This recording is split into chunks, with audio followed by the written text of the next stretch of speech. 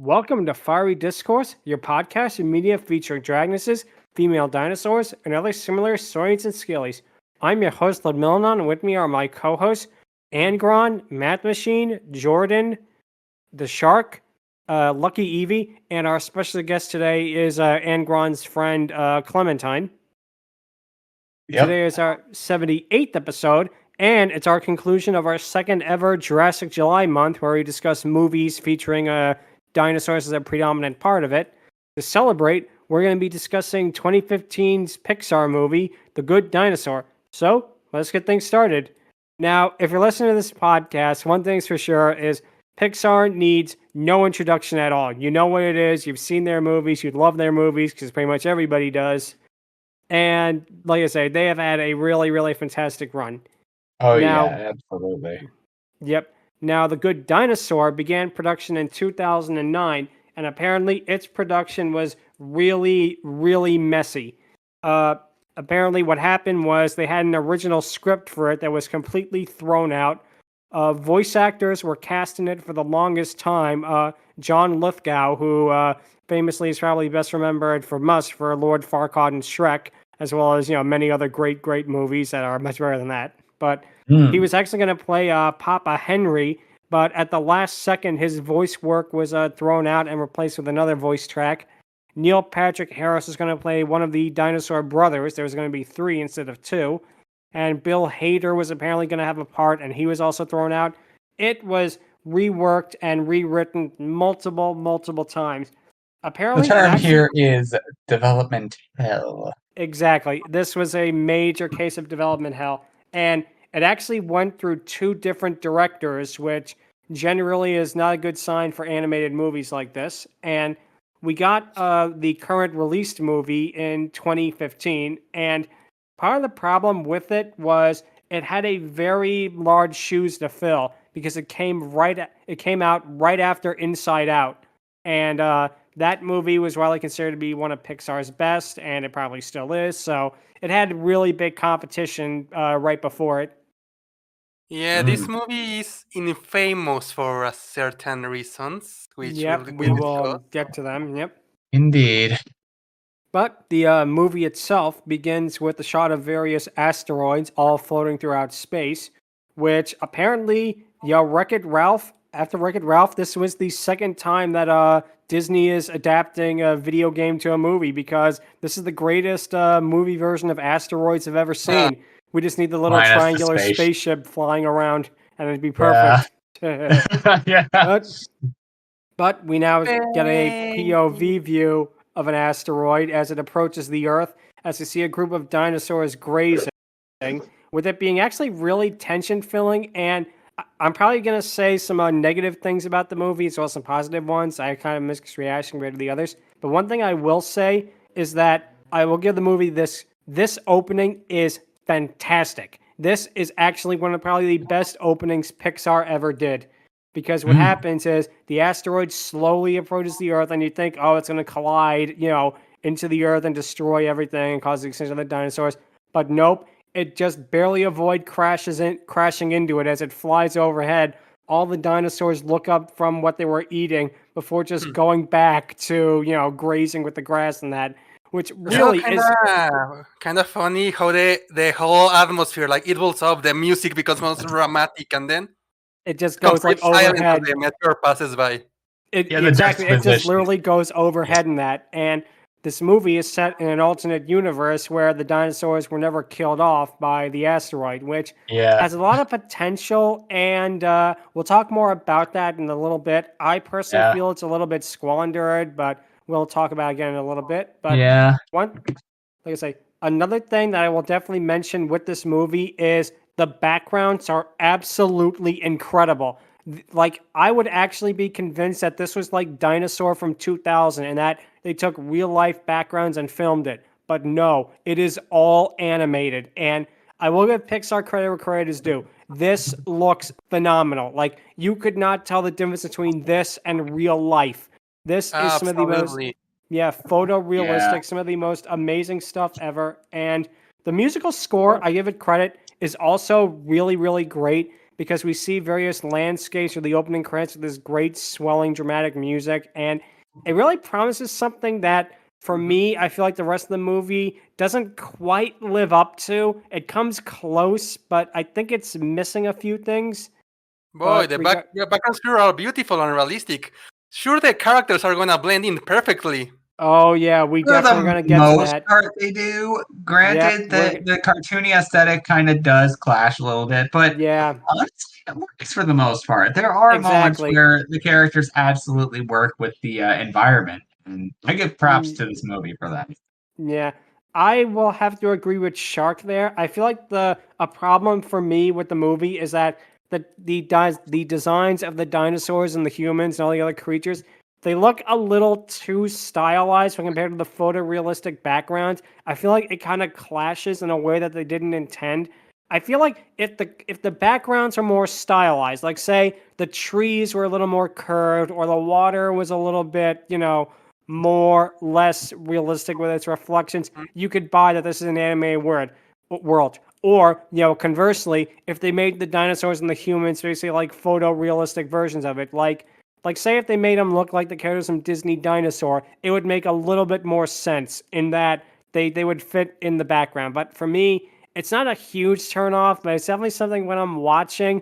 There's some shots when you can really tell it feels like they were superimposed on the animation rather than feeling like a natural part of their world. Again, that's just my opinion, but it doesn't feel like they're a part of this world. It feels like you can tell that they're models being rigged on this photorealistic background. Now that being said, the animation of the characters is great too. Don't get me wrong, they look fantastic. It's just the look they were Yeah. going for them and the look they were going for the background just didn't really work for me, unfortunately. I can was kind of see where something you're that coming they- from, and I Sorry. disagree a little bit because I view that, especially when you do close-ups of the characters, you can see how detailed they are. Oh, So I think that absolutely. it kind of works a little bit with the backgrounds. What doesn't work, in my opinion, is because of how stylized the characters are, they are very hit and miss. Yeah, Eh. exactly. Exactly. I was definitely going to mention that some of the characters look better than others, and we'll definitely get to the various different designs of them. But the movie itself begins with Clementine had something to say, actually. Oh, sorry. Go ahead. My apologies. Go ahead. Oh, that reminds me of and they ran into that issue in Finding Nemo when they were originally animating it. They made the water so photorealistic that it looked just like real water, and they actually had to tone it back down for the actual movie so that it wasn't so jarring. Mm. Huh. That's very interesting, and I wonder if like they probably could have done that with this. They could have toned down the backgrounds just a little bit. But part of me also feels that this, aside from being a movie, was also a bit of a tech demo, and I can definitely see it be like Pixar showing off. Oh yeah, look how awesome we make the water look, and we make like the rain looks. Isn't that cool? Which Yeah, I it mean, is, but to be fair, they did something similar with Piper. I love that. oh, Piper's honestly. beautiful. Piper's one of my favorite shorts. It's so adorable, and that's one way of doing it right because again, they fit the environment. It's kind of More with or Monsters less. Inc. because Sully has a lot of hair because Pixar was like, yeah, we can make hair. Look at this character. Yeah, exactly, and it works out really well there too, because I think what it was they did story first rather than technology first. But regardless, this movie does have a pretty good story. It begins Absolutely. with Henry, a farmer, basically toiling the land as his wife Ida also helps him with it. There's a really creative moment where he drinks water and he basically sprays it on the crops. And like I say, this does have a lot of creative moments in that. And I do like how they have the whole, peaceful, idealistic agricultural farm compared to the rest of the world. That does lead to Absolutely. a little bit of a problem with it, which we'll get to in a little while. But for now, this is a really, really nice moment. The pair then stare at their 3 eggs as they slowly begin to hatch, which, ironically enough, this is the 4th time this month that we have discussed something with baby dinosaurs being hatched from eggs. I did not Nice. plan for this to happen, but, I guess sometimes fortune favors you like that. I Yeah, might as man. well do Jurassic July during Easter at this point. Yeah, definitely would have made more Probably. sense. But Yeah. what happened? Yeah, the baby dinosaur designs, I will give them credit. They're absolutely adorable. And it turns out that the third dinosaur is a lot smaller than the other two, and he's very timid as he doesn't want to literally come out of his shell. Buck, Also, he came from a pretty big egg, so that too. So that was another nice little detail. Yeah. One part that actually got a pretty cute chuckle out of me is that a second he steps out of the egg, his brother Buck starts chasing him with a stick, which makes me laugh, but also kind of ties into a nice character moment later on, which Pixar does really well in this. absolutely. Yep. The trio of dinosaurs then run outside as Henry shows them both the mountain and the farm. We see a time skip as Buck and Libby, the sister, are basically working successfully on the farm, but Arlo, the third dinosaur, his timid nature means that he has a more difficult time working with things, which I'll get to that more in a little bit about the dinosaur civilization, but it's definitely a very strange one. We'll get to that in a little while, but for now, we get to see Ida help Arlo collect corn as he has to feed the chickens.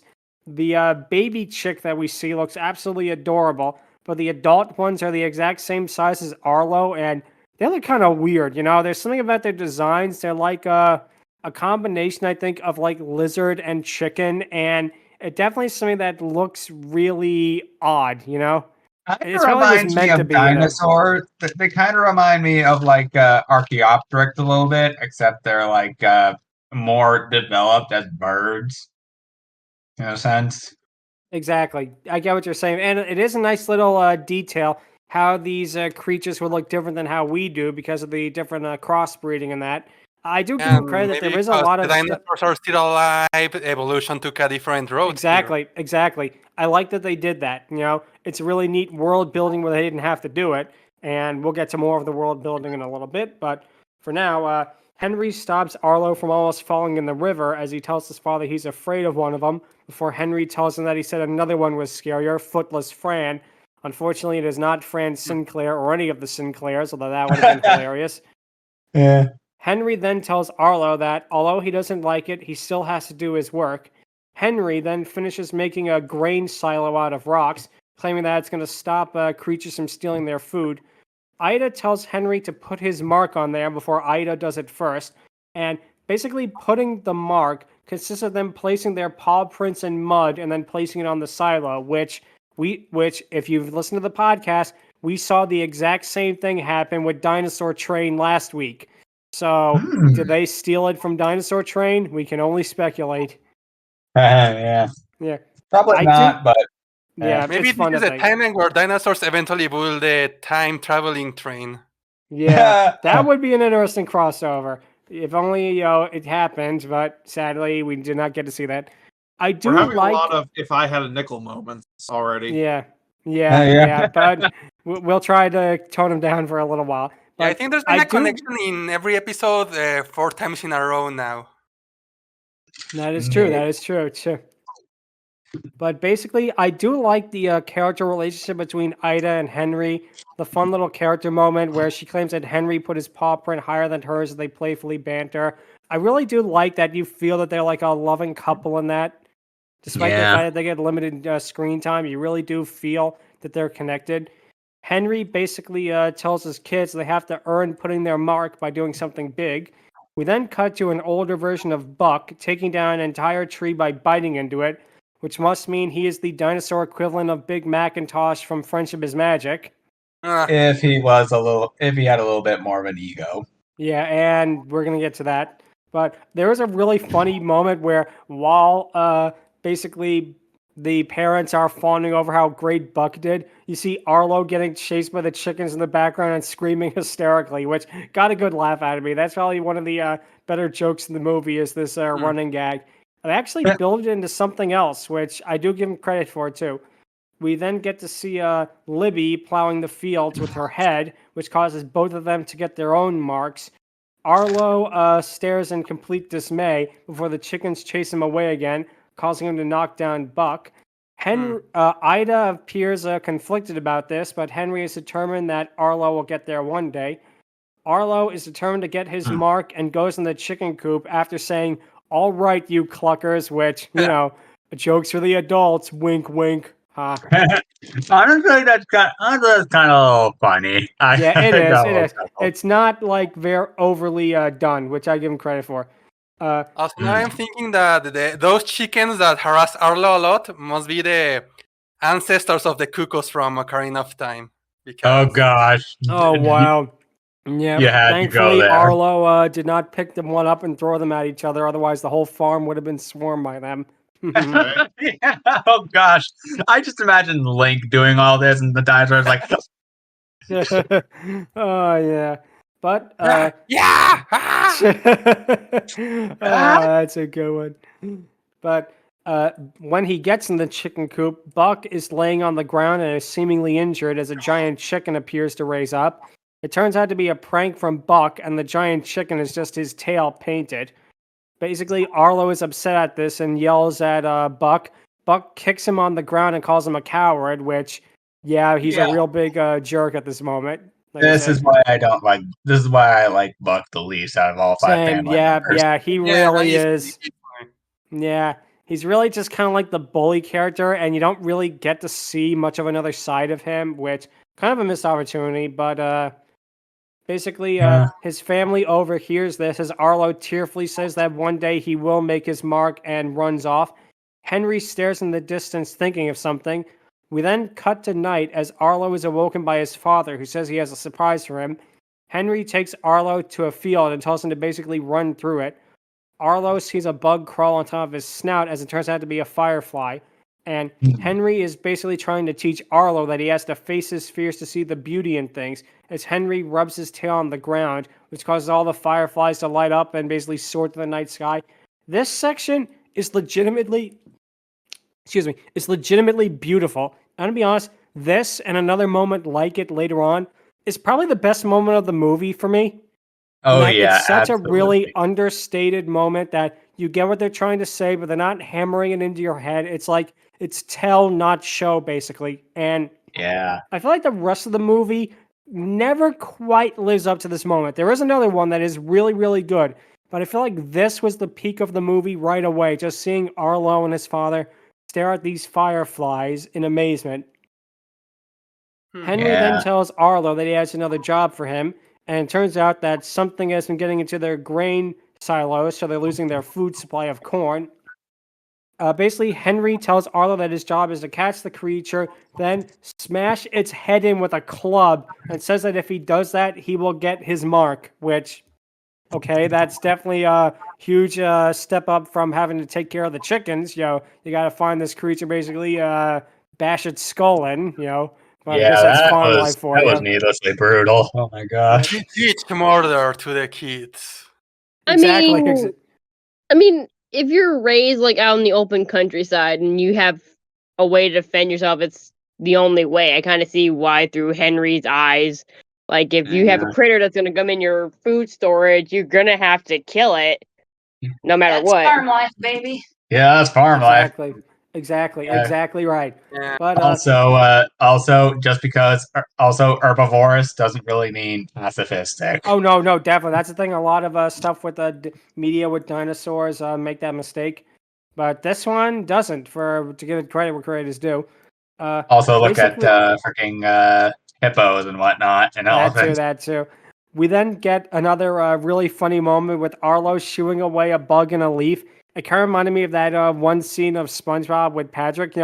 This grain of sand looks suspicious, and so did this rock. And I got a lot of questions for a little blade of grass.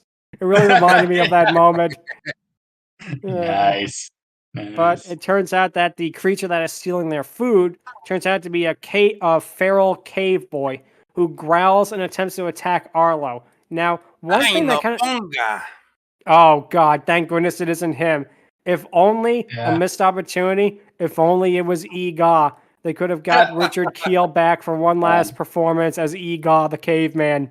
Yeah, And also, Arlo thing could to have note met about Arch Hall Jr. But yeah. anyway, getting back, sorry. Yeah, thing to notice about this scene as well, like as he's like in the net, he is legit suffocating, which double yikes. Yeah, firstly. exactly.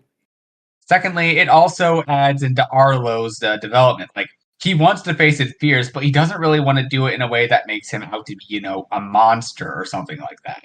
Exactly. I Yeah. give the film credit for. I do give it from a Absolutely. lot of credit too with what they do with it. And one thing that does kind of take me out of it a little bit is the cave boys' growls at this moment. Some of them aren't good. Others literally sound like the voice actor just going roar, roar, roar, roar, which is a little silly. Let's be real. Reminds me of the Elite from Halo. Oh my gosh. Yeah, it kind of does. But like I say, but the cave boy approaches Arlo as he screams in fear. Henry arrives as basically the cave boy escapes. Henry berates Arlo for being so fearful. He forces Arlo to come with him to the mountains as a rainstorm begins. And it's here where, like I said earlier, the animation clashing style feels so weird because we have this beautiful photorealistic mountain with these dinosaurs that, let's be honest, remind me more than a little bit of Gumby, which is not a bad thing because Gumby is awesome, but I will say this. If Prickle was here, this movie probably would have been a lot better. Indeed, yeah. Yeah. Oh, Arlo, why are you... Oh, Henry, why are you having Arlo face your fears? Why don't we all just go to the malt shop? That is my terrible impression of Prickle. I'm sorry about that. Wow. But anyway, as they go up the mountain, Henry tells Arlo if he can find the river, he can find his way home. The rain gets more intense as Henry demands Arlo just to keep moving. But Arlo, being the timid little guy that he is, he's afraid of a lightning strike and trips as he hurts his ankle. Henry sees that Arlo is hurt and decides to stop chasing Spot to help out his son and apologizes to him. They decide to go home as the river level slowly rises. And this is another scene that is really, really good in a way, at least to me. I actually was really surprised at how emotional this scene is. Henry helps Arlo up to a rock, but he just can't quite make it. He's taken away by the sudden flash flood as we see him just stare at Arlo and then just be rushed away and it cuts to black. That is such a really good moment. And one thing I give this movie credit for Pixar, this might be one of their darkest movies. It's not as dark as, say, Land Before Time, but it does have a lot of really darker moments that you would not expect for a Disney movie about dinosaurs. Like, Dinosaur from 2000 was more lighter than this. This is kind of on par with Cars 2 in terms of darkness, because this and that movie are two of Pixar's easily darkest movies in terms of body count. Cars 2 with a lot because the characters were cars and you can just but here all the characters are living and they definitely get away with a lot, and we'll definitely talk more about that when it happens. But however, I will mention this. Henry, the way Henry dies makes me think of Clark's father's death in Man of Steel. Oh yeah, definitely. It definitely reminded me of that, where he's like, "No, son, don't use your superpowers to save me from this tornado. Let me go into the night." I mean, honestly, here it's a little more justified. Here it's justified. In Man of Steel, it doesn't make sense because Clark is superhuman. He can save his father from the tornado in a nanosecond. Oh, he would also be revealing himself in a sense. Like it's a tornado and his dad is in danger. But we can debate semantics on that. Yeah, that's another. Now we're here to talk about. We're not talking about Zack Snyder movies. We're talking about Pixar movies. But we cut back to that is one of the things that was really surprising on rewatch for me is just how many times you hear the word "hell" in this movie from Pixar. Yeah. Oh, there is a lot, and it is. I don't remember hearing this in the movie. What? As long as you say it in the southern accent, it doesn't count as a swear word. Oh, hey. That's a good one. Okay, that's a good one. But just start looking at a lot of those. Aware of the concept of heaven and hell, and it kind of makes sense with something we see later, actually. So. Yep, we'll definitely get to it. But we then cut back to the homestead. That in another dark moment, Ida's attempting to basically do both the work for her and her husband, but collapses. She claims that basically the family has to complete the harvest or they all starve during the winter. She says that Arlo has to do more, and she calls him a very good son. Arlo, basically blaming himself for his father's death, vows that they will not starve and goes to the grain silo to protect it. It turns out that the cave boy from earlier is inside, devouring pieces of corn. Arlo basically becomes enraged at the cave boy, both for eating their food and for killing his father. He chases the cave boy before they basically fall into the river. And again, another highlight of this movie that for me really shows where they put the effort in is the water animation. The part with Arlo being swept down the river is a highlight. It really reminds me a little bit of the barrel sequence from The Hobbit in that you really can just feel like you're there in that moment, you know? Indeed, yeah. Yep. I can't see why. Yep. It turns out that Arlo is knocked unconscious by a rock. He then awakens to see he is lost in the wilderness and is worried about his surroundings. It was a big rock. Yeah, if only Killer Croc was here to save the day. Indeed. But basically, the dinosaur attempts to scale a cliff, but then he hears an animalistic howl. It turns out to be from the cave boy, as Arlo's rage returns, causing him to berate the cave boy that it's his own fault, which it kind of is, but it's also kind of your fault. But probably for me, this leads to a moment that I'm gonna talk a little bit about here. Tiny tangent, not a long one. I feel like for me, the biggest problem with this movie is the cave boy and really the basically cavemen in general being like feral creatures. It doesn't really improve much. I feel like what it is if you made the cave boy like an actual caveman, like capable of language or like standing on all fours and using tools, you could have his relation with Arlo be so much more interesting because basically this is when the movie becomes a movie about a boy and his dog, or a it really is. It really is. Case. I mentioned that several times while watching this movie that you could make Arlo a human boy farmer, and you can make the cave boy, whose name we'll get to in a little bit, a feral wolf, and the actual plot itself will not change. The overall plot structure you could keep pretty much the same without really changing much of anything, which is a shame because though I see it like this. Granted, with the Earth having not exactly been impacted by the meteor that wiped out all the dinosaurs, again, evolution ultimately took different routes because of that. And here, honestly, it doesn't really bother me that much because Spot does show signs of intelligence despite, being all feral-like. Oh no, he does. He does share emotions. This is basically humanity in a different world where dinosaurs were still, the dominant species. Oh, exactly. Yeah, I definitely get where you're coming from too. But like yeah, for me, get that it's not kind everyone's of a deal cup of tea. breaker. But I can understand why others would like this. I really do. It's one Yeah. of those things where it doesn't click for me, but I can see why it would click for others. But basically, what happens is the cave boy kicks dirt in his face as Arlo just barely manages to scale the cliff. He then climbs the summit and stares around him, which gives us more of this really beautiful landscape that, again, this is, I think, where Pixar put all the effort in was the backgrounds, because it is amazing.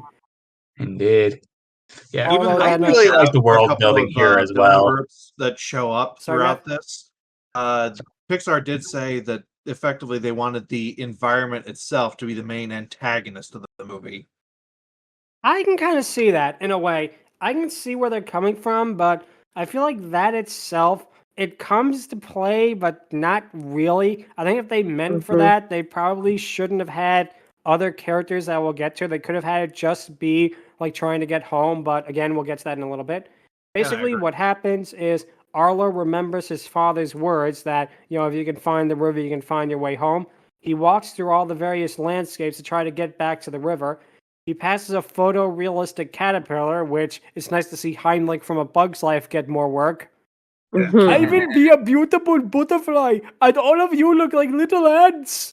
Oh my gosh. Heinrich, legend. But Arlo sees some berries growing on a tree and attempts to eat them, but finds that he can't reach them no matter what he does. One of his attempts sees him trying to use a rock to try and get it, only for him to trip and get his leg caught underneath a boulder. He's stuck there for the rest of the day, and as he goes to sleep at night, he hears a loud roar noise.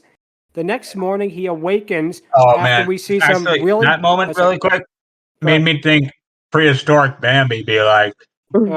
Or prehistoric 127 hours. Ha ha ha. Also, Yeah. Also, I'd But like to take just a quick second Go ahead. to note that from the him being washed down the river scene and on, the amount of detail on the characters, particularly Arlo, is really, really impressive. Oh no, Every it time is. he gets a bruise, every time he gets a scratch, you see that reflected, and it's very visible because of his green, scaly body. Oh, Yeah. absolutely. That is a good Absolutely. touch. I definitely give him credit. That is a really good touch that I think a lot of lesser studios would have not done, but it is interesting to see as the movie progresses. We then also get to see something else that's really amazingly animated because we see some geysers that awaken Arlo, and these look so real. I thought they were from like a nature documentary, but no, it's animated. It's all animated, you know? But it really is fantastic. Arlo manages to see his leg has been dug out from under the boulder with a hole. He continues to walk as it begins to rain with some photorealistic lizards going to hide under some rocks. We get another fun sequence of Arlo continuously trying to make shelter only for it to fall apart. A weird, strange rodent watches as Arlo eventually gets it right. And it's here we get a moment that made me laugh. This moment isn't about comedy, but it does have some funny sequences. And I like this little moment. Arlo sticks his tongue out at the rodent and then immediately gets drenched by the rain, which really has good comedic timing. You know, it doesn't sound funny when I say it, but it's the way it's timed. It is so good. And the rodent's noise then sounds like laughter, which is also really funny. I'll bet. Yep. Arlo is attempting to sleep before he hears a strange growling approaching him. It turns out to be the cave boy who has a lizard in his mouth and offers it to Arlo. Arlo does not know what the cave boy is doing and demand he leaves as the lizard just wakes up and runs away. And we then cut to a moment that actually really shocked me, and I imagine a lot of parents who took like their 5-year-olds and 6-year-olds to see this movie probably were really wondering what they got themselves into. Because the next morning, the cave boy arrives with a gigantic beetle. And what he does is basically he tries giving it to Arlo. Arlo just looks at it blankly. And the cave boy decapitates the beetle with his teeth. Like straight up just rips off that thing's head. That is dead. Yep. Yeah. You know, what makes that scene especially is like Arlo's reaction. So it's like, he's disgusted, you know? Yeah, like I know, like the cave kid has no idea what Arlo's a Arlo eats. herbivore. And Arlo has no idea what he's doing, but like, just oh man, that moment. Oh my God. Exactly. But yeah, this moment, it actually even shocked me, especially for Pixar, which really did not do that kind of thing. Like I think before this, the most violence I got was either Cars 2, but it's Cars, so I guess that's okay. Or some of the stuff in The Incredibles, but nothing on like the level of actually showing an animal being decapitated on screen, which, you know, more power to him for that. But yeah, this movie's rated PG, and even when I first saw it, I was like, oh, okay, yeah, PG, sure. What did this earned did it? They say a mean word once? No, they did this. This earned it. This earned that rating.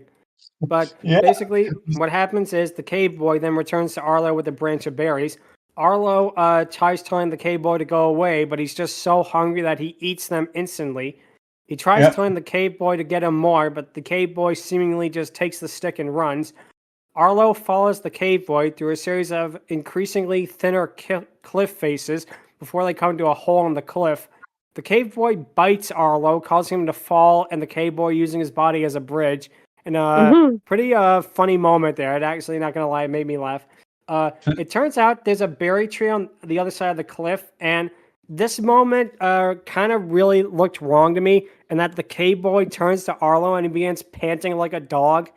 Something about it looks uncanny to me. Not uncanny like some of like things like Polar Express look. It looks uncanny in that it just feels weird to see a humanoid figure doing the whole panting like a dog with its arms to its chest like that. It's really weird, which I get what they were going for, but something about the way they animated this, I don't know. It looked really awkward to me. At least here, is barely dressed too. That does not help. Yeah, he's wearing a loincloth. I will say this though, it's that unlike most dogs where they're like panting because they're freaking tired or whatnot. Here, he's actually freaking excited. So Yeah, props well, for accuracy. because basically, again, the cowboy is like a feral creature. He basically is like, a dog doing it to its master, showing, look, I did it. That's basically what they're getting at here. Did it. Yep. So Arlo Yeah, then the stylization for the dinosaurs is very hit and miss. For the humans in this, it's basically all missed. It just does not look good the way that it's presented in this movie compared to everything else. Yeah. Have you seen Didn't mind that as okay, much personally, because even though, yeah, it can occasionally look a little weird, I wasn't really put off by that sort of thing. And honestly, it was kind of a little charming in some places. Nothing I too understand. serious, and I can kind of see what you're talking about here, but I wasn't exactly too bothered by it. Yep. For me, it's usually when they make a non-dog animal look like or act like a dog, it's because they're trying to make it seem more friendly or cuter or more expressive, because generally we understand dog behavior more than any other kind of animal behavior. But the problem with this is that he's an actual human, so we don't need to make him more expressive by acting like a dog. He can just act like a human, and we know what that means. Exactly. That is exactly what I was getting at. I'm just thankful it's not that one freaking. I'm just thankful it's not that one Ankylosaurus from Dinosaur. I'll say that much. True. I give him credit. It's not that bad. But what happens is Arlo runs towards the berry tree with the cowboy barking at him. It turns out that the cowboy was barking because there's a gigantic snake in the tree, which unfortunately there's no King Kong there to kill the snake for Arlo. So the cowboy just does it instead. He basically jumps off the cliff and tackles the snake while Arlo falls off the cliff. Basically, he repeatedly bites the snake before panting again. Arlo then hears a voice claiming that they've been watching him, which, one thing to point out, this is the first time we really hear another voice for like 15, 20 minutes of the movie after Arlo leaves the homestead. So it's very surprising when this moment does happen. The voice seemingly comes from nowhere as a group of various animals is watching him. It turns out to be a triceratops called Forest Woodbrush. Sadly, he does not say life is like a box of chocolates, nor does he run a big shrimp boat company, though that would have been awesome if he did. He is, however, voiced by our director, Peter Sohn. Yeah, and he does a good job. I give him credit. Nice. He does a really good job as this character. And we'll get not more since not since Brad Bird as Edna have I a good director cameo, Yeah. But Arlo asks Forrest for directions back to Clawtooth Mountain where he lives. The Forrest wants the cowboy for a pet, and it's clear that we see that this guy is completely off his rocker. He's crazy and he's deluded. He claims that all of his pets protect him from things he is afraid of. He gives them all various, colorful flowers, names and that. And then the last one is just called Debbie and is a bird. Unfortunately, he did not name Debbie Mystery because that name was taken by a seahorse. Yeah. Also, it's this is basically to Finding Nemo what Debbie was the name Gerald. Like, I want to know the story behind those two names. I do. I wanted to, but like I say, Forrest asks what the cave boy's name is, and then he says, "If I name the cave boy, I get to keep them." In a funny moment, he shouts out various names related to violence, and Arlo, not wanting to have the cave boy belong to him, calls out Spot. The boy reacts to this name as Forrest gives up and says that Spot will keep Arlo safe. One of Forrest's small birds, I believe the one actually is Debbie, flies off his horn. It's totally Debbie. Yep. Flies off his horn as Spots chased it, followed by Arlo and Forrest. The pair make it away from him as they laugh at his misfortune, which, here's one thing I am going to say. I feel like a lot of the problem with this movie is most of the characters don't get a lot of development. There are some we get later on that have a lot more development, and spoiler, they're the best part of the movie, but this character, he appears for one scene, and that's it. He just vanishes. There's nothing brought up about him. He doesn't appear again. There's not even any mention of him. This character really could have been cut out, and nothing would have been lost. I'm glad we got him in it, but it feels like there's they could have done more with it, you know? Yeah, With this Their guy. only superfluous impact as their only impact was having Arlo find a name for Spot. yeah, that. But I will say this though.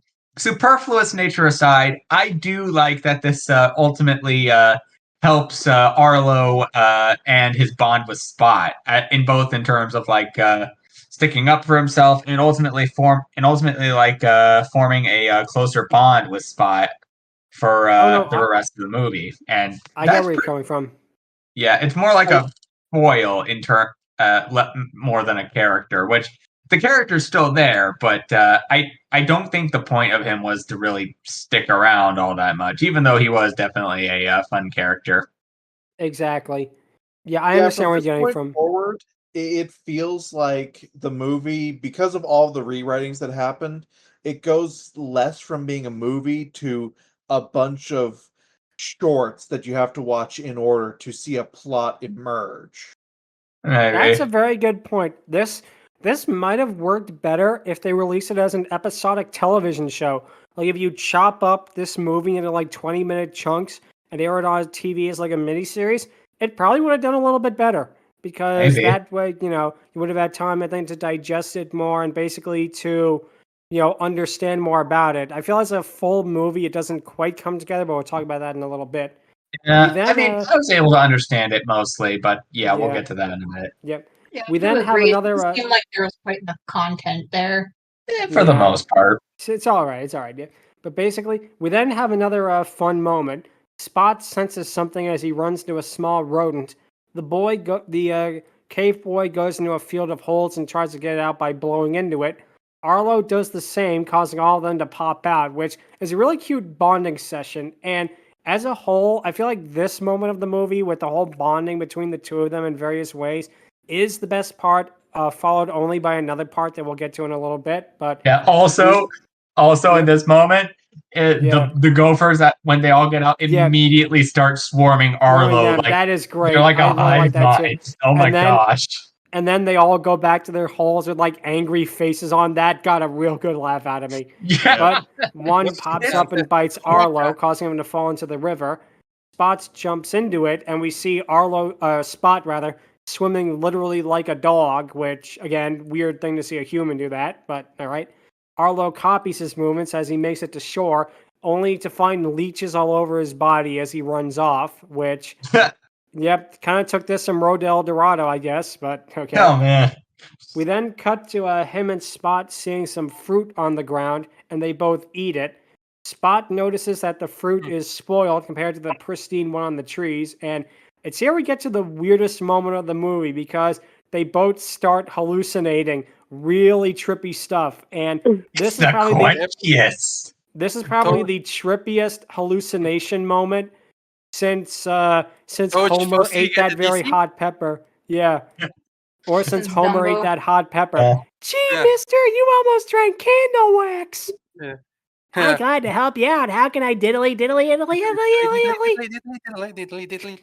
Yeah. And it also reminds me of Sokka drinking the cactus water. It does that too. And this part, you can feel that this is the part where the animators just have a bunch of fun with this because you see Arlo growing like 5 eyes, getting like a buck-toothed grin. We see Spot getting a giant head with a miniature Arlo in his mouth. They swap bodies and they frolic through a trippy field of like trees swaying back and forth. And this is like a wonder effect basically on film. Yeah, absolutely. Now they need to get the Wonder Seed. We need the Wonder Flower thing. Continue. My favorite part is when they wake up from their drunk hallucination, fest, and Arlo has a branch wrapped around him like a car that struck a tree or something. That's a good detail. I did not notice that, but that is a good one. But basically it cuts to at night, and this again is why this section of the movie is my favorite, because Arlo sees a firefly, and remembering the trick that his father taught him, he does the exact same tail motion with Spot, amazing the cave boy. Spot catches a firefly as Arlo blows on it, which causes the insect to fly away into the night after lighting up. Arlo then mentions that he misses his family and tries to tell Spot what happened with sticks, telling him that they represent his family and that his father is dead. Spot just stares blankly at this, and it's here where I give this movie a lot of credit for what they do. Arlo thinks Spot does not understand. Slight correction on that. Sorry. It's a Spot that shows Arlo what happened to his family. He tells him he had a mom and a dad. But they died. Basically, I was going to get to that. Spot comes back with sticks of his own. He shows Arlo that his parents are dead wordlessly by taking 2 larger sticks and then throwing them on the ground. And this moment is so good because it shows that Pixar are such good storytellers, able to convey basically the emotions you feel Spot have while basically not saying anything. Pixar is so good with silent film telling that this is really the standout of the movie for me. Is this scene? You really, really feel for it. Arlo basically weeps as Spot howls at the moon forlornly, with Arlo, not knowing what the hell to do, basically copies him as they go to sleep. Yeah. Just some general bonding over some over depression. Yep. The next day, Spot wakes up and goes behind a rock before he senses Arlo watching him. He then goes further behind a log as Arlo sees a storm approaching.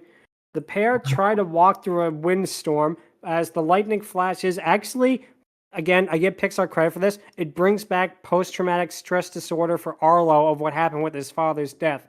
Arlo attempts to run, but he trips, getting caught in the storm. Him and Spot try to shield each other against the elements as Arlo wakes up to realize that they lost the river, and he gives up and says they can't go home. Arlo then sees a group of pterodons landing. The leader of the pterodons tells the other 2 to look for wounded animals, and Arlo approaches the leader and he asks him where Clawtooth Mountain is. The leader's name is Thunderclap, and he tries telling Arlo he's far off, but they'll help him out.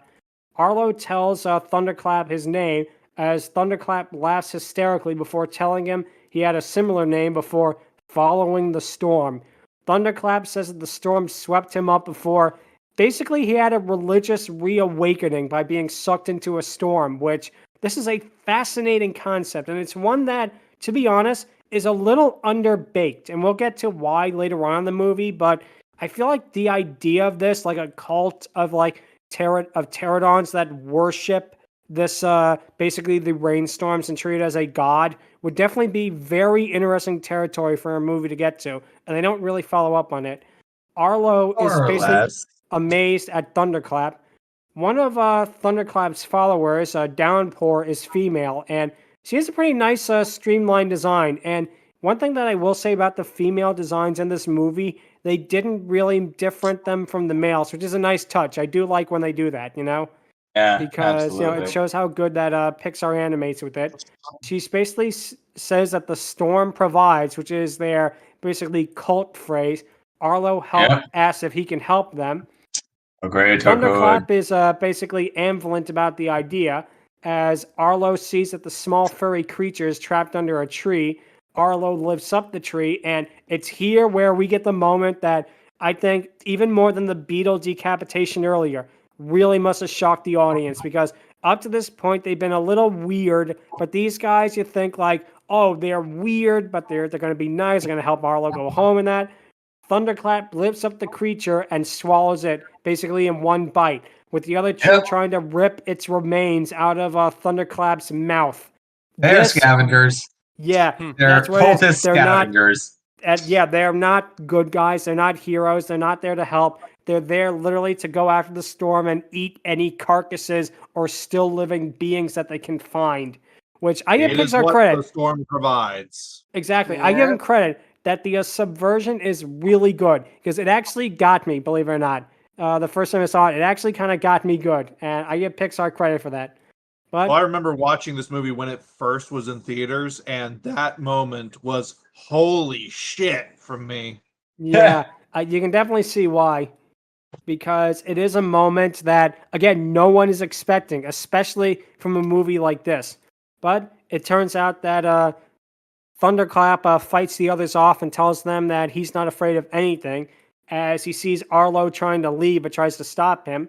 The others pick up Spot's scent on him.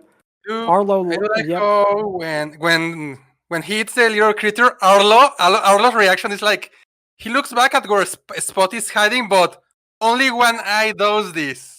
Yeah, exactly. And we get a really good moment here with Arlo basically telling the pterodons that Spot went that way. The other two follow him, Downpour and Cold Front, but Thunderclap just stays, and it stares at Arlo wordlessly for like a few moments.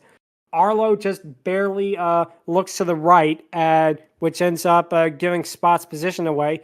Thunderclap and Downpour and Cold Front chase after Arlo and Spot, and we get to see this chase happen for a while before he runs to a plane where he runs into two T-Rexes. And it's here where we get, I feel like, is the best subversion of the entire movie. There's a really great bit of moment where the two T-Rexes roar at Arlo and they approach, and you think that, oh, it's going to be like, like in Dinosaur, like in Land Before Time, where the T-Rexes are the bad guys. But they really avoid that, because it turns out they were doing it to the pterodons and basically chase them off.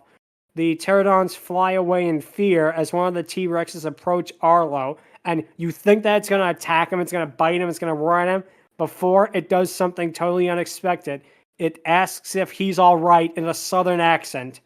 One of the two T-Rexes, Ramsey, is a female, and she has a southern accent as well. And we get to see Spot rub up against them as they coo over how cute he is. The two of them playfully fight in another nice moment. It turns out that the two are brother and sister, and their father, Butch, arrives.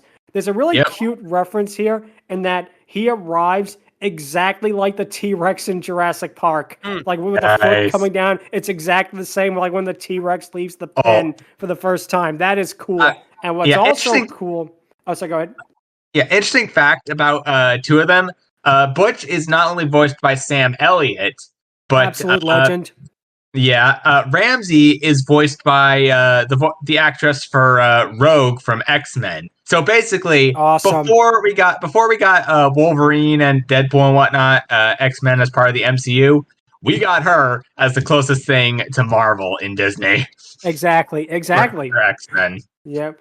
But like I say, the T-Rexes by and far for me are the best characters in the movie. Bar none. Yeah. I dare say they should have made the movie about the T-Rexes. You could have made an entire movie about these guys, and I would have watched all of it. That actually brings up an interesting point, because if they were ever to do a sequel to Good Dinosaur, I kind of want it to be like scattered, like tell the tale of different dinosaurs in this world, not really Arlo, but like the T-Rexes, like another dinosaur. Maybe make it like a sort of slice of life sort of thing. Sounds like a good premise for a spin-off series. That could work. That could actually work. If this movie was successful enough, I really feel like they could have done a movie just about these guys, and it would have been really, really great. Maybe. Butch basically says that he has no time for Arlo, as Arlo asks about Clawtooth Mountain.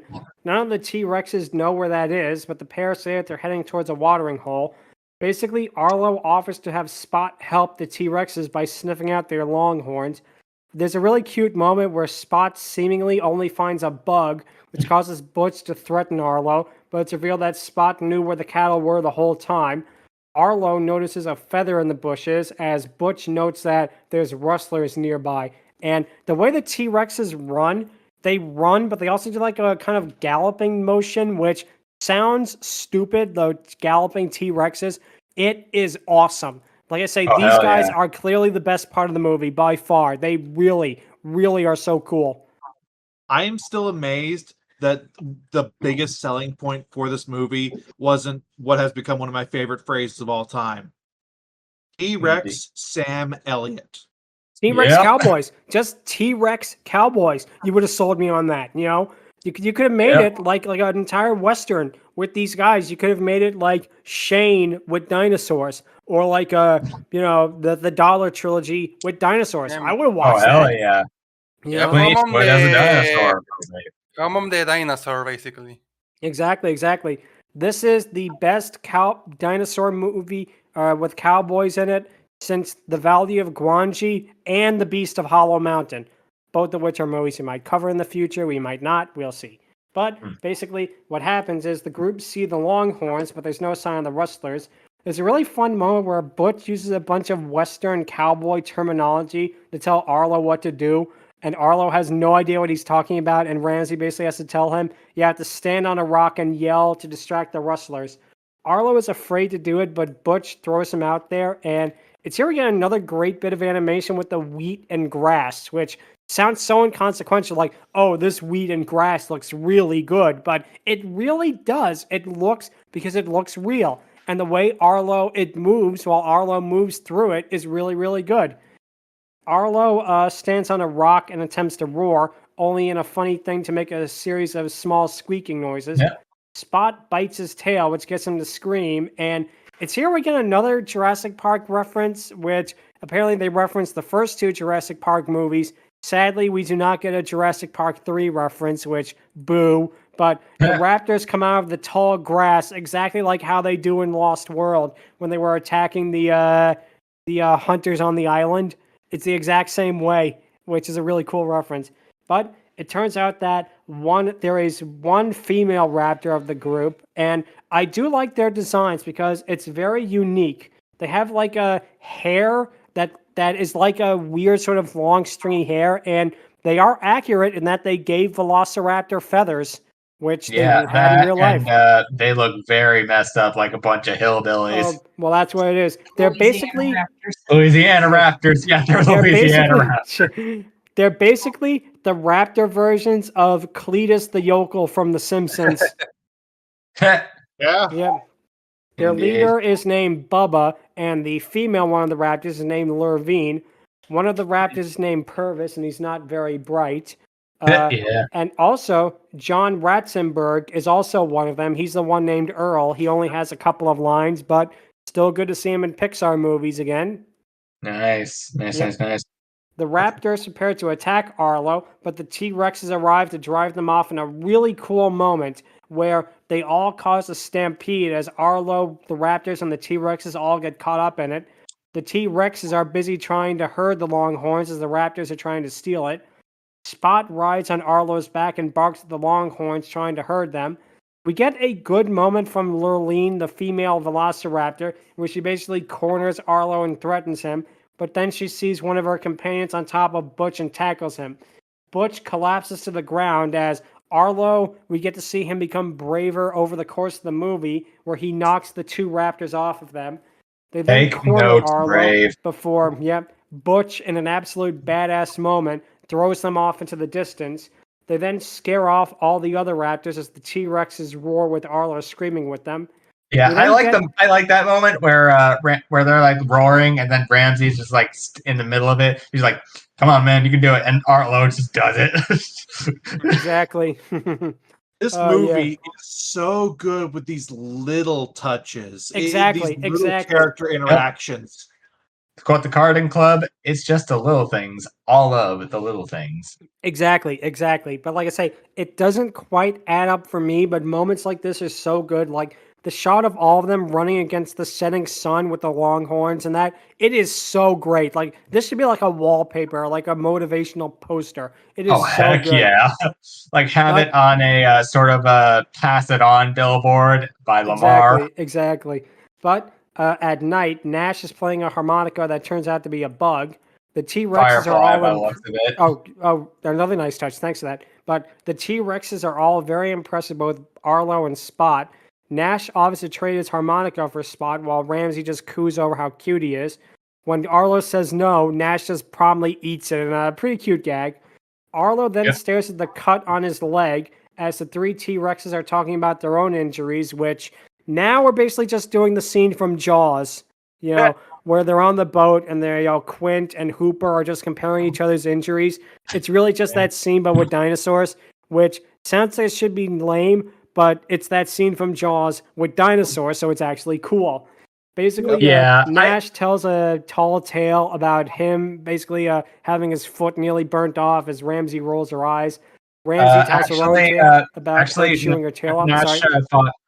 Yeah, Nash actually fought a bunch of Stegosaurus wrestlers, and one of them got his foot really good. And since then, he can't feel anything in that foot. And what makes that moment even better is like his foot gets caught in the fire. There's like flames on each of his toe claws, and he just blows them out because he can't feel it. Which, yeah, all of the little that things. is a good moment.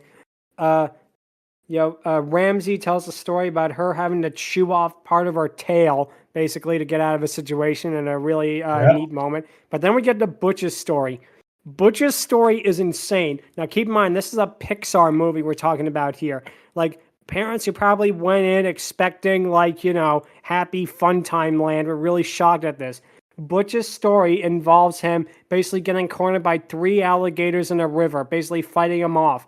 And it culminates with him saying, and keep in mind, this is Sam Elliott saying this, so imagine this in his voice.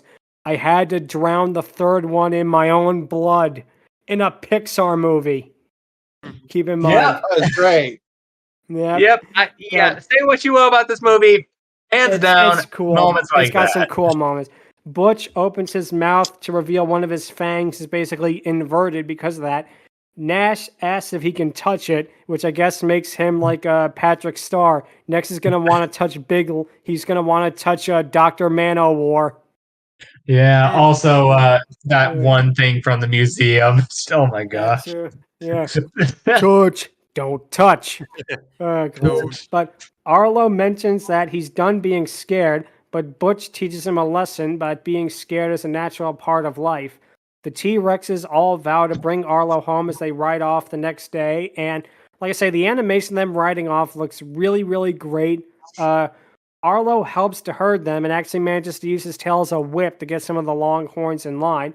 Butch is impressed at them, and it's here where you get a really sweet moment where, for the first time since Arlo left his homestead, he's actually belonged somewhere with others that, appreciate him. Which, it's a really, really good moment. But Absolutely. he then sees a claw-toothed mountain, and he cheers in pleasure. The T-Rexes see him off, and we get another really lovely moment where Arlo's bravery basically has him galloping with Spot as they run through a field of birds while cheering. Arlo tosses Spot through the mountains, and the animation here is fantastic. They travel through all various landscapes, staring at it in a mixture of wonder and awe, and they howl together at the moon, and this moment is what the movie should be about. Like, this moment and moments like this are really good, but there are some parts of it that I don't like, and we'll get to that probably at the end of the movie, but we'll get to that later. Arlo and Spot stare in amazement at Clawtooth Mountain from their vantage point. Basically, they cheer that it is so close, and the pair of them howl before healing another howl. It turns out to be another feral caveman who is just staring at Spot blankly, and Spot tries to go to it. The cavemen are all feral, obviously because Mario was not there to use football to teach them organization and teamwork. Yeah. If only he was. But basically, Arlo dissuades Spot from going with the caveman, claiming that they both need to stick together. Arlo is trying to tell Spot they could all be in the farm together as a big family as another storm approaches. It starts as Arlo gets more PTSD from the lightning, and we get another reverse Jaws moment where we see the fins of the pterodons upside down in the sky, which is another good moment. Their laughter echoing to the sky is really creepy, and basically they swoop down and attack Arlo, letting out very creepy screeches before Thunderclap takes Spot for himself. Arlo gets tangled up in some vines and cries for Spot. He's then knocked out before seeing a vision of his father helping him out of the vines. Arlo tearfully thinks his father is somehow alive as they walk off together. Arlo is trying to tell his father that Spot needs his help, but his father is walking off. And then he notices something, that Henry is not leaving any footprints in the mud. And Ghost. Yep. This part for me really seemed like The Lion King, to be honest with you. This part felt a little bit plagiarized from The Lion King. All you needed was like Henry saying, "Remember I who didn't you get are." that, honestly. I mean, I can understand why you would say that, but this didn't exactly feel like Lion King to me. It felt a little more genuine and a little more like, like, you can buck up, soldier. You're not exactly. Yeah, I had a thought, Exactly. but yeah, No, I get where Very you're coming different from. I get vibes where you're from coming this scene. yeah, Yeah, absolutely. exactly. I can kind of see it. But basically, Arlo realizes that his father's spirit is teaching him how to be brave. Arlo then wakes up in the vines and frees himself from it before going to rescue Spot. Arlo He'll be continues brave. to... He'll turn Spot into a bear. Oh, no. We don't need that crossover. That would be the Oh, worst one boy. ever. I mean, if you say but- brave and Pixar, it's kind of in the same sentence. It's kind of inevitable. yeah, to make a I joke get like it. Honestly, yeah, this is better. This honestly is better than Brave in many Yeah, regards. it is. I will say this. I liked it better than Brave. I did like Yeah. this better than Brave. But basically, Arlo is howling as he looks around before seeing the pterodons about to eat Spot, who is stuck in a tree, which, okay, minor little plot hole ding moment here, but wouldn't they just eat him automatically like they did with the other one? Unless Spot fought them off and got caught in the tree, but Yeah, they didn't really imply it's probably the that. latter one, I Yeah. feel. But they probably didn't imply that. But basically, Arlo rushes in and pushes one of the pterodons into the water. Downpour and Cold Front try to carry him off while Thunderclap snaps at Spot.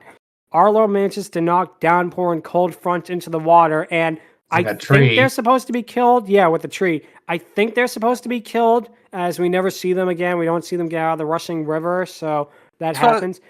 Actually, the director already confirmed they survive. Yep. Oh, they did. So In a Twitter post, someone asked about the villains, and he said that they are alive, but they now think twice about attacking sapient animals. Beings. I see. That is very much definitely an interesting way of it, but that's right. Yeah. We then get a moment that is meant to be really cool, but for me it's just silly because Arlo lets out a loud roar, which you think would be really cool, but it looks silly because the way they animated this, it's like his teeth are baring. It doesn't look like he's roaring. It looks like he's just like, saying at the dentist or something. It's meant to look badass, but it looks a little silly to me because honestly, given what we know about sauropod teeth, I can understand that. But honestly, I find it cool because it goes from him doing his normal thing to him just doing a dinosaur roar, which awesome. Yeah, it is cool. The roar itself is cool, but the animation is a little weak in my opinion. But anyway, we then get to see basically Spot biting a hole in Thunderclap's wing. So more really graphic moment there because he tears a hole in the membranes of his wing and he tries to fly away. Basically, because in this case, his beaten off wing actually looks like a bed sheet, actually. It kind of does a little bit, but I guess since they couldn't get too violent, they just made have him bite him, but make it look cartoony so we can get away with it. Yeah. Maybe. No, I definitely see where you're coming from with that. But Arlo then picks up a tree and in a move that would make 420 nose scopers proud, he throws it at Thunderclap's head and hits him right on, causing him to sink into the river. That legit surprised me. It's a badass moment. That is probably one of the coolest non-T-Rex moment in the movie is Arlo just nailing him on the head with the tree after everything that he went through. Yeah, he freaking grabs a freaking tree trunk and just... Oh, sorry, continue, Matt. Go ahead, sorry. I was saying, I love the little bonk sound effect to it, too. Oh, yeah. Playing with Scout. Yep. Playing with Scout's bonk. Yeah. That's honestly pretty funny. Classic. But what happens, basically, is a mudslide happens as Arlo and Spot just stare in shock. Spot is rushed away because he's still stuck in the tree. Arlo runs to rescue him as they're caught over the ensuing flood. Arlo is knocked out as the two go over a waterfall, with Arlo catching Spot just as they go off. They then make it to shore with Spot coming back to consciousness, and it's here we get kind of a Return of the King sort of thing, where we don't really see the journey back. It just cuts to them almost at the farm, but before Spot could go with him, he notices something. There is another family of feral cavemen as Spot approaches them before being accepted by them. Arlo realizes that this is where Spot belongs, and he creates a circle around them, symbolizing both that they're a family together and to protect them against any attacking sea bears. Oh gosh, you had to go there. Yep, it's Had to not an ruin the oval; moment. it's a circle, so they're gonna be safe. Yes, at least it's not oval. Yep, but I Arlo noticed this returns. whenever I watch the movie, and it's kind of it's one of those things that I can't unsee once you realize it. The female caveman, the cave mom in that group, looks exactly like Mirage from The Incredibles. Oh wow! Because did they reuse the character model? Yeah, maybe I'm they not could. sure No, if they did. definitely not. Yeah, definitely not. But that's Peter Stone honestly a worked under pretty Brad weird Bird. coincidence. Sorry, Matthew, you were saying? Peter Stone first worked under Brad Bird when he was hired by Pixar, so that's why It very think well- they look similar. That's a Yeah. nice reference if it was. Also, I believe this is the first Pixar movie also not to have the Pizza Planet truck in it anywhere. Yeah. So I mean, that's there's that. fair given how. Yeah, there is no pizza, so how could there be Pizza Planet? They could have had a giant rock that looked like it, though, Yep. at least. But Maybe. oh well. Brave after all. Yep. Basically, the movie ends with Arlo returning to the farm and tearfully reuniting with his mother. He manages family. and the rest of his family too. He basically basically makes his mark on the silo with the others as they all stare at it proudly, and the movie ends. Now, like I say, this movie for me personally was kind of a mixed bag. It has good moments. It has really good moments, but it, like Math said earlier, it feels more episodic than anything. I feel like the problem with it is, number one, it's just like, you know, oh, then they go here and meet these guys. Then they go here and meet these guys. It doesn't feel connected. And the second problem I have with this is we don't see any sort of dinosaur society or civilization. Like, none of them have houses. The only one that does is Arlo, and their shelter is like barely can be considered a shelter. Like, I feel like we could have seen maybe a dinosaur rudimentary village, like a Saxon sort of village, or even something like I don't know. There's a way you could have done it because the world itself feels very sparse and very open, which, again, maybe it ties into what Pixar was trying to do with the environment being the villain, but I don't get that, because if the environment was the villain, why would they have the pterodons show up again? It would make more sense if the pterodons were one of the obstacles rather than being the main end game villains that Arlo had to face off against. Yeah. Now, but I can see why others enjoy it, though. I really can. Yeah. Oh, yeah, it eventually was, in general, a mixed bag with the public to the point that it became Pixar's first ever bomb. Oh, yeah, it was their first ever box office bomb. But it also was because Disney was basically busy promoting the bejesus out of another movie, Star Wars The Force Awakens, which released literally, I think, like 2-3 weeks after Good Dinosaur. So, yeah, this movie got nothing. Because, let's say it this way, what are they going to rather advertise at this moment? Pixar or Star Wars? Of course, now it's the opposite. Now we saw what they did with Star Wars, but this was the time where everyone was convinced that Disney Star Wars was going to be awesome. I remember the lead up to Force Awakens. Everyone was like, yeah, no more Lucas, no more Jar Jar, no more midichlorians. And now we're all being like, give us Lucas, give us Jar Jar, reluctantly. Give us midichlorians. Yeah. Yes. Exactly. Oh, how exactly. naive we were. Exactly. Yes. Exactly. Yeah. Also, I will say this about the whole dinosaur civilization thing. The reason for the basic farm and everyone basically not having, like a civilization, whatnot, the dinosaurs are still effectively would be in like a Neolithic era of like evolution, as it were. Dinosaurs are in their Stone Age. Yeah, absolutely, absolutely. They're still smart and definitely are a little more enlightened, as it were. But yeah, having maybe they're exactly at the point of a civilization yet. If you catch my drift, I can see that. I can understand where you're coming from. Also, another thing to note with this. One of the technical directors, Sanjay Bakshi. I don't know if it's any relation to Ralph Bakshi, but probably not. Yeah, probably not. Also was involved with the Pixar short that was paired with this movie, Sanjay's Super Team. That's a good short. Both are definitely entertaining. I feel Sanjay's Super Team's a little better than Good Dinosaur. And Pixar shorts.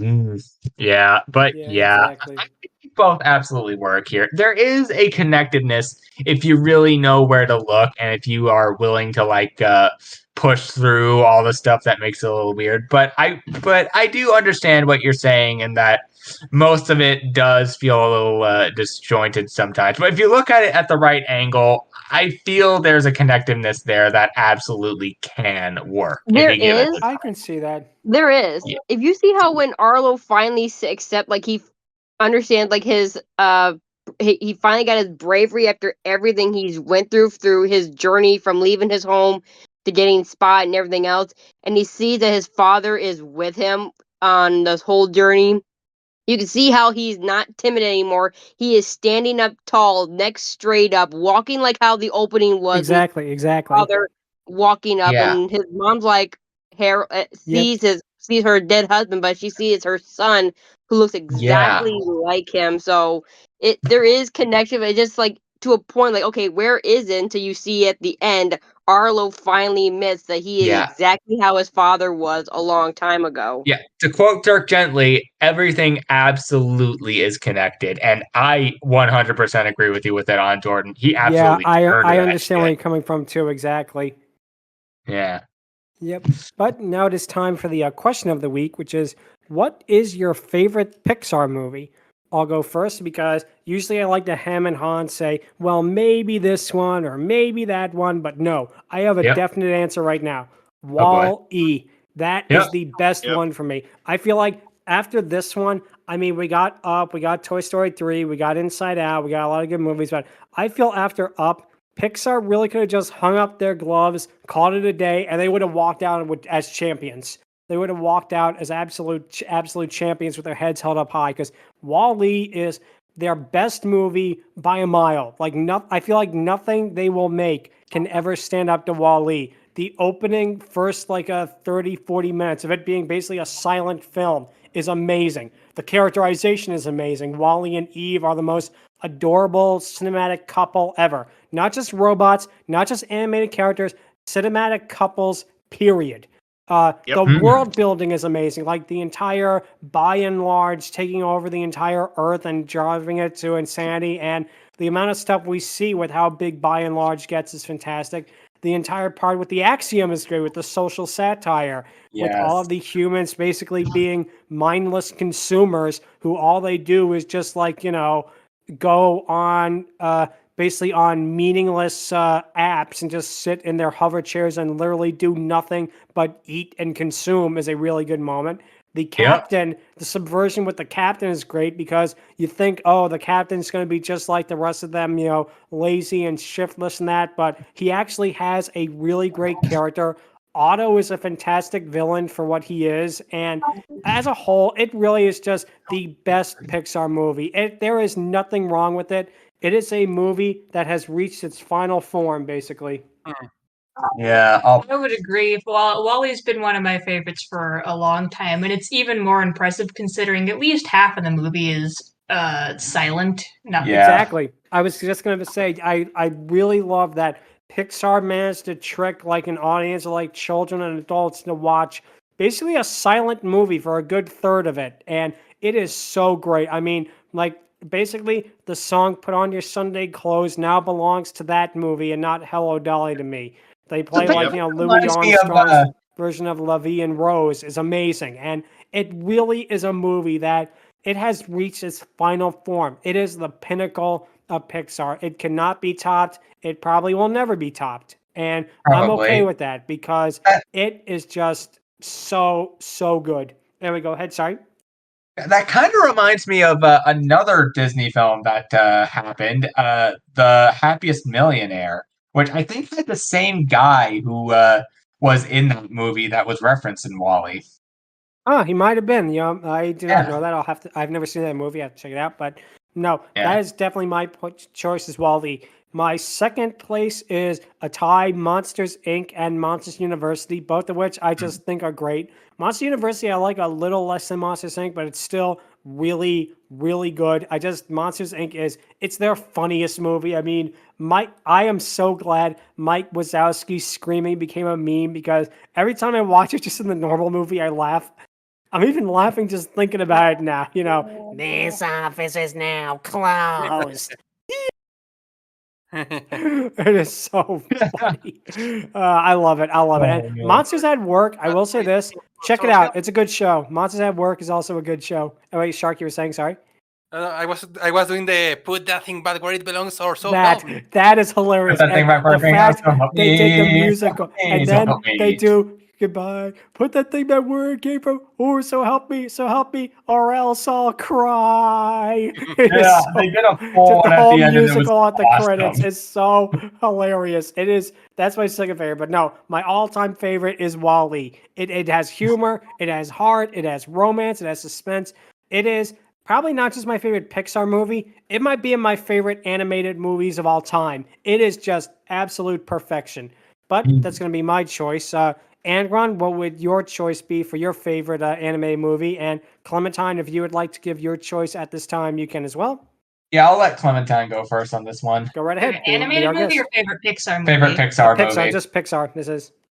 Oh yeah, WALL-E's my favorite too. Nice. Good choice. Yeah. A little different, however. Absolutely love WALL-E. I am going to 100% agree on that. Problem is, I got two other films that are above that. WALL-E's definitely in the top three. Don't get me wrong. But yeah, I'm absolutely gonna have to give these two a little bit more spotlight. The first is somewhat of a tie between Incredibles and Incredibles 2. They are both amazing films. Nice. The same director who did this also did Iron Giant and also Tomorrowland. They pretty much have some of my favorite moments in all of Pixar. The action's amazing. Like Good Dinosaur, it absolutely did not shy away from getting that PG rating. Yeah, and Brad Bird is a legend.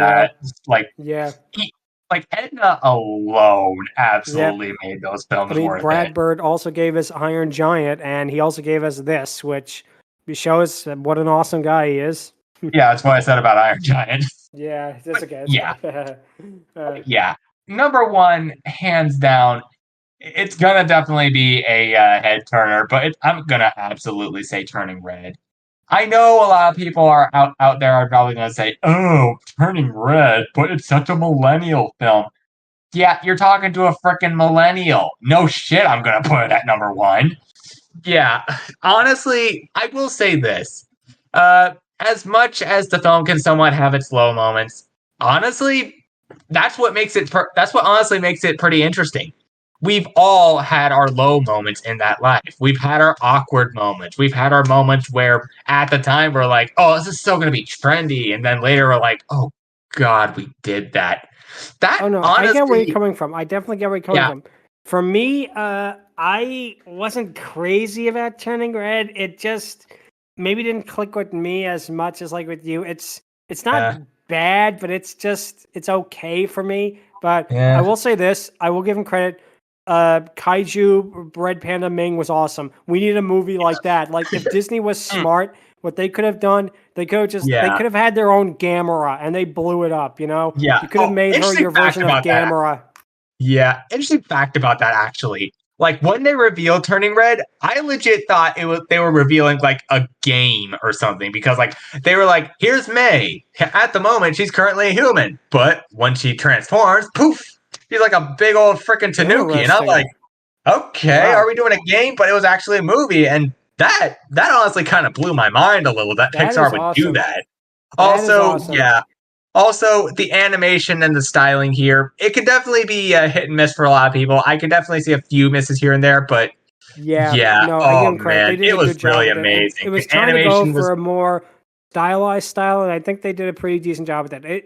It's not my favorite. I wasn't crazy about it, but and facial expressions can be a little too much. I can agree I'm gonna be honest. That kind of turned me off, especially the moment the braces with those teeth. It looks a little awkward to me. But they say some of the designs, I know what they were going for, but for me, it kind of didn't work a little bit, but it's still honestly, it's not a bad movie. It's an okay movie. Let's do it that way. Yeah. It's an okay movie to most, but for me, it honestly spoke to me a lot. even compared to stuff like Incredibles and again Wall-E and maybe Toy Story 3, but yeah, this honestly this came hot off the heels of Luca. You gotta understand. So they were really like keen on keeping the anime style, and I think they're gonna keep that for their next Pixar movie. Being said, I definitely however, understand it.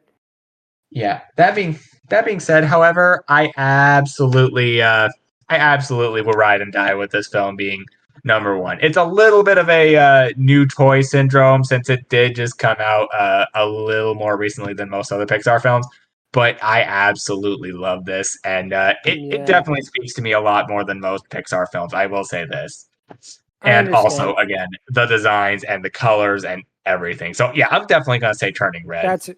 That's a good choice. Yep. So, Math, what would your favorite Pixar movie be? Special shout out to Peter Sohn's other film, Elemental. It's my third favorite Pixar movie. Oh, that's interesting. My 1 and 2 flip around a little bit here and there. Generally speaking, though, my second is Incredibles, and my first is Ratatouille. Oh, nice. That's a great another Brad Bird movie. Oh yeah, the way that they did that movie and presented everything in it was just so well done, so intricate, so detailed. You're making me hungry just talking about it, man. What? Same. It's one of those movies you don't watch on an empty stomach. But continue. Yes. Probably my favorite scene in all of Pixar, I'm pretty sure you guys can guess this, is the Anton Ego scene when he is eating that ratatouille and he has the flat. Yes. Yeah. That was pure art to me. That scene is one of the best scenes ever. And Anton Ego, because of that, while he wasn't the main antagonist, that is one of the best antagonistic character arcs I've ever seen in any film. Yep. Exactly. A redemption arc worthy of Miles Exactly. Edward. It is so great. Like that brings a tear to your eye. Yeah. And then, of interesting course, fact. Yeah. Interesting fact.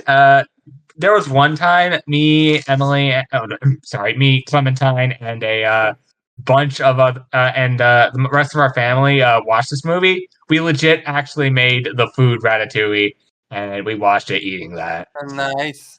Awesome. And then, of course, really you can't talk about Ratatouille without also to quote Linguini himself, it sounds like rat and patootie. Ratatouille. Nice. Ratatouille. Yep, that is really, really good. But yep, that's also interesting fact. Same guy did Blow and that one Truck from Planes. Also did freaking Chef Cousteau. Nice. Yeah, that is really, really awesome. So, Shark, what would you say is your favorite Pixar movie? Well, I'm probably gonna say this more often for this movie. It's probably mostly because I have a nostalgic alignment to it, but at the same time, it is a good movie, and that's gonna be Toy Story 2, actually. Nice. Toy Story 2 is great. Toy Story 2. Yeah, hot take. Best Toy Story. Yeah. No. Yep. That's why it's my favorite Pixar movie in general. And well, first you can actually see the technological advances between the first and second one because how it looks so much better than the first, but I think what really I like is first the history because it's something beyond we have to get back with our kid. It's now Woody facing the reality that Andy has to grow up someday, and he's actually given the option of, do I return to Andy who is just going to love me for a while, or do I go with the other toys to the museum where I can be loved forever? And it is an interesting conflict the main character faces, actually. Oh, it definitely is. You are right. You are 100% right. Yeah. And of course, there's Jessie, who tells you her backstory, why she tearjerker, absolute tearjerker at best. Of course, you actually have Buzz away from Woody and actually being useful, unlike the certain the other movies. ones, which we'll get to. Yeah. But I think what I really like about these movies, like the environments. Like in the first movie, it's just Andy's house, Sid's house, and Pixar Planet, and they're like, okay, it's a house. We've seen houses, a Pixar place, sure. And something that doesn't really work there that was here is the scale, because in this movie you have like the toy store or the room with all the Woody round up merchandise, and it feels big. It really feels like a whole different world. Yeah. Like, Even the scenes where they cross the street, you can see with the cones. It's funny, but also, well, it's like if you were this size, it will be deadly trying to cross the road. Exactly. And also, the whole Woody's Roundup part is so great, especially how they made the animation of Woody look like a marionette. I actually thought, like, when I watched it, for the first time, I actually thought they were real puppets. That's how good it is.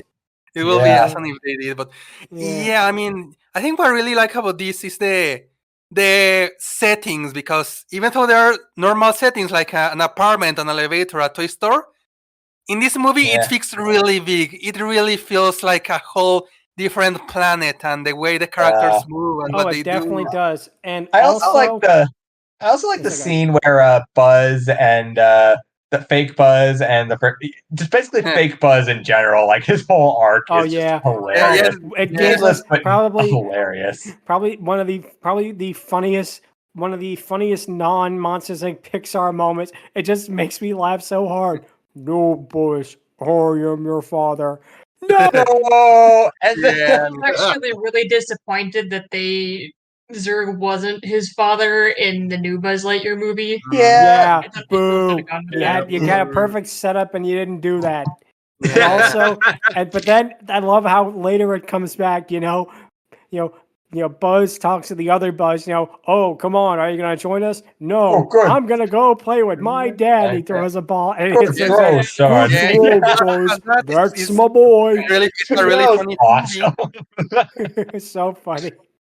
Yeah, it's a funny movie. The characters are still likable, and the world, even though it's a normal world, it feels completely different to our world. So that's why I'm going with Toy Story 2 as my favorite. That's a great choice right there. Yep. And I think this came out like before or during the Buzz Lightyear of Star Command movie. Well, it directly led into it, which we'll talk more about Buzz Lightyear in a little while. In another episode. But now, Jordan, what is your favorite Pixar movie? Mine, I didn't like the Toy Story because it was shoved down my throat when I was growing up. So Toy Story's kind of at the bottom for me. But I am going to a place that touches my Irish heart a bit, and it has to be Brave. Okay. Interesting. Love how they have it's like a huge connection. You're going into ancient Scotland. She learns about all her ways. She wants to be free like the wind, which every girl wants to be. They want to be like the guys in her family. Like her dad's the king, and he fought Mardoon and everything else. She's like, I am not wanting for myself. I am doing it because this is what I want. I'm not ready to be married and everything else to be tied down like her mom is. But you find out that her whole thing is it's kind of cool for me. But I love how the whole art way is it actually does touch about the the ancient stone thing, like the stone tablets or whatever. But I like Brave because it's just, I mean, sure, it's not like a princess movie, but it's kind of like a tomboyish movie that girls kind of grew up at her age of Merida. And you don't even, no one talks a lot about Merida. They don't even who is Merida? They're like, you know who Merida is? It was very unfortunate. That movie came out and it was a good movie, and then it just didn't have the staying power. Unfortunately, it just kind of. I mean, there was a little staying power with me, but it has so much for girls. Their mom wants them to be oh, you have to be ladylike and all this whole boring shit. You kind of see that through Merida, and she tore her own family apart because she couldn't stand how her mom is super strict with everything. So it made sense for girls who didn't understand, had to grow up with that kind of thing. But it does connect. Like family is to everything. You cannot like no matter how badly your parents are, your family is family no matter what they are. Yep, exactly. So, Evie, what would your favorite Pixar movie be? None. Simple as. Sorry, what? Okay then. He said he doesn't have any. I think. Oh.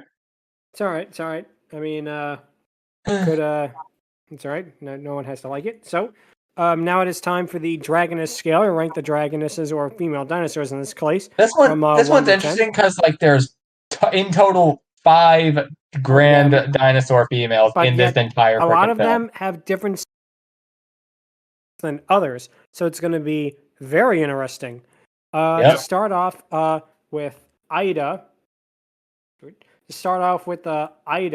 I'm going to give her, that is the mother dinosaur, I'm going to give her a 6 out of 10. I feel like she could have had a little bit more screen time. I liked what we got with her and her husband. I like basically their relationship. I like her with Arlo as well. How she was really the only one to believe in him when his siblings wouldn't. But I don't know. It feels like they could have had more screen time. For Libby, the sister, I'm going to give her a 5 out of 10 because, again, great design. And we don't really get to know much about her. Like, not even as much as like with Buck and that. She's kind of the one with the least amount to do, unfortunately. Yeah, it's a bit of a shame. The stuff we do get with her shows that she's playful, and yet she's a little bit of a minx in that regard. But she does generally is the first one to show genuine concern, aside from Ida, which definitely gives her a few brownie points. Yep. Downpour and Lurleen are going to get the same score. They're going to get a 7 out of 10 because they're really more devices than actual characters at this point. Although I do like that they have rapport with their own kin, which is a very nice touch. I like how they actually do both get moments to shine, which are good. But again, they don't really get much to do. But again, for what Pixar was trying to do with them, that's why I'm going to give them both collectively a high score. Now we're going to get to the highest scoring one, which for me is going to be 8 out of 10 for Ramsey. I really like her character. Again, the dinosaur, the T-Rexes are the best part of the movie by far, and she's one of them, so that's points. I like her relationship with her brother and her father, and how she, works with Arlo and Spot is another good moment. And just as a whole, the T-Rex cowboys are the best part of the movie, and she is one of them. And it really is kind of a shame we don't get to see more of them. Granted, they're on screen more than any of the other female dinosaurs combined, but it's still kind of a shame that really they could have shut up like 40 minutes in. I would have been way happier with that. But she's still getting an 8 out of 10 because by far she is the best part of the movie. So, Angron, what would you and Clementine like to rank them? I'll let Clementine go first on this one. Go right ahead, be my guest. There's Ida, Libby, the raptor, the pterodactyl, and Ramsey. Geez, I wasn't prepared to give a number score for that. I'm gonna say from favorite to least favorite. I think Ramsey is my favorite. Okay. What score? Oh, sorry, go ahead. Yeah, I'm just gonna give a most to least. Ramsey was my favorite. I don't know why, but I liked Libby. Libby gives my second favorite, and then the 2 pterodactyls. The pterodactyl and the raptor. But yeah. The pterodactyls first, and then the raptor. No, the pterodactyl, and then Ida, and then the raptor. Okay. Yeah.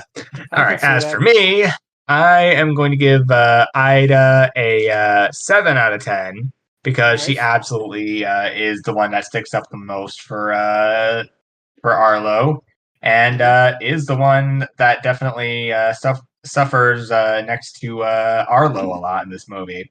Also, her design is very cute. Exactly. Yeah. Then there's Libby, which I'm absolutely going to give a 6 out of 10 because I feel she had the most potential, in my opinion. Like, she could have absolutely been been like the sibling that deep down absolutely stuck up for Arlo a little bit, or at least was a little more lighthearted on Arlo at the end. But that wasted opportunity is kind of why I'm only going to be why I'm being generous and giving her a 6 and nothing higher. The pterodactyl, meanwhile, I am going to give her I'm going to give her a 5 out of 10. Like, her and the cloud and the flyers at the end absolutely came out of nowhere. And honestly, the lack of build up, it didn't really hurt the finale with them, because like they probably like flew after them in the end, and honestly, that 100% made the surprise pretty impressive, all things considered, even if it was a little underbaked in my opinion. The Raptor, I'm absolutely going to give a 4 out of 10. I don't like the design all that much. She works for what she is, but she looks a little too hillbilly, in my opinion. Okay. Then we got... Yeah, I know that's the point. Then we got Ramsey, which, hands down, going to be getting a 9 out of 10. Like, the moment that she came on there, the fact I learned that she was voiced by Rogue from X-Men, like that just got her a lot of brownie points in my opinion. And she also absolutely is honestly like the big sister that Arlo definitely needed on this trip. She absolutely sticks up for him. She has a soft side. She's not afraid to show it, but she is absolutely tough as nails. She is 100%. She 100% speaks to my Texan heart right here. Yeah, that's a definitely good choice right there. Yep. But yeah, no, I definitely can see why. I think that Ramsey is probably gonna get the highest score in general. Yep, absolutely. So Shark, what would you give them? Okay, so for Mama Ida and Libby, I think they don't show too much, but they have enough character to be considered characters, even if it's a short screen time. Yeah, they have a good personality. One is clever, one is caring, and even if Libby, even if they kind of find Arlo a little annoying or something like that, they love him at the end of the day. But again, I think they have less than 10 minutes of screen time, and there's just too much I can give them. So for them, I'm gonna go with a 6 out of 10 for both of them.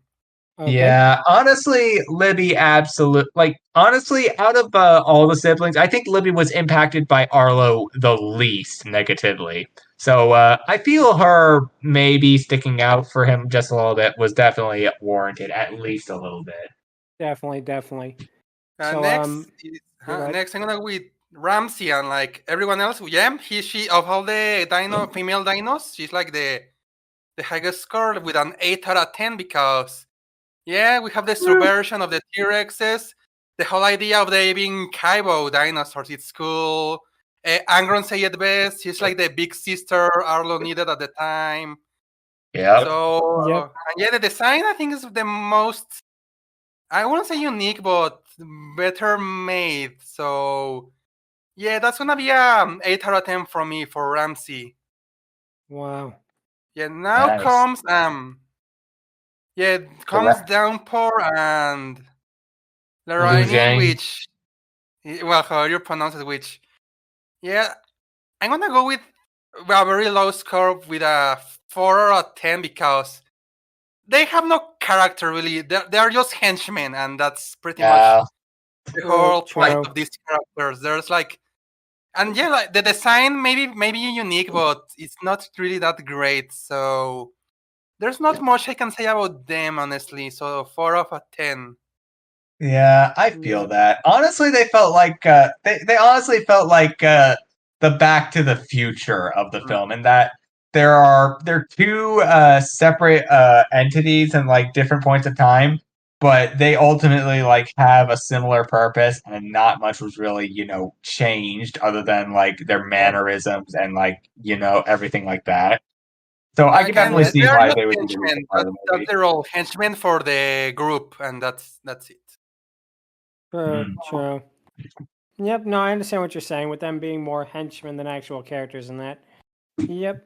No, that does make sense. So, Matt, what would your choices be for the Dragoness Scale?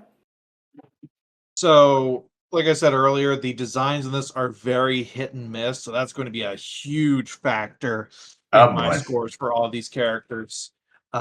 Mama Ida and Libby are both 6s to me. Mama Ida, I didn't actually like her design all that much. I'm pretty sure this is just me, but the way that her face looks, if you've ever seen like someone pressed up against glass and how their nose sort of like pushes up, that's kind of how her face looked to me all the time, and it just felt a little off. That said, Reminded really me love of the character, very sweet mother. yeah. It kind of reminded me of those Thorfins from Mosley. They definitely had a little bit of a smushed face effect, a little bit, but that honestly wasn't too big a deal breaker for me. Yeah, I can see how this wouldn't phase other people. For me, it just seemed a little off. Okay. But yeah, her character was great, though. Really loved that. How sweet and caring she was. So that's why she gets a 6, largely bolstered on her character. Libby, I thought that she was cuter. Her design worked better, and she was sweet, but like, 5 minutes of character was shown in the whole movie. Yeah. That's the problem. Exactly. Yep. Downpour is a 5. Like I'm okay with the design here, but Mhm. she's oh hey, here's background villain number 2. Yeah. Yeah. I There's kind of get where you're coming from. I think Yeah. she got all of like Exactly, 4 exactly. lines of dialogue. So there's just Yep. nothing for me to go on there. Lurleen, I Yep. absolutely hated the raptor designs. They were Oh, I agree. ugly. I get the point that they were going for, but they sucked. Like I give Pixar kudos for trying to be creative with that one, but it just did not work for me in any way at all. I did like though that she effectively became the main raptor that was fighting against Arlo, so that helps boost her up a little bit. Yeah. It's still a 4, and I'm being Yeah. generous with that one. I see. Now Ramsey, on the other hand, Hey. the T-Rexes were absolutely the best part in this, hands Yep. down. Like their designs are actually my favorite in this entire movie. Their characters are the best for as little screen time as they got. They probably had the most characterization of any of the characters, barring Arlo himself. Yeah. Just everything about them was great. And Ramsey, she was so great as well.